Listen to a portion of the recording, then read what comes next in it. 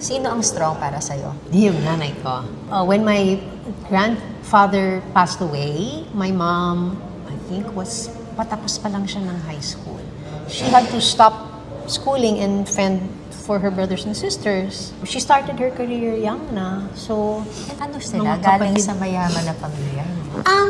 So parang sakto lang. They live naman a comfortable life. I wouldn't say naman sobrang yaman, pero yung tama lang. So, I think for me, yung strong woman talaga is my mom. Wala na ako ibang maisip na sobrang strong but my mom. Anong turo ng mama mo sa'yo? Ang turo ng mama ko sa akin, huwag mamili ng kausap. Huwag mag-judge.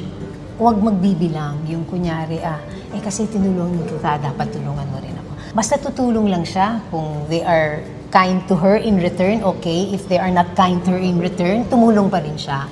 Ganun ko nakita yung mami ko.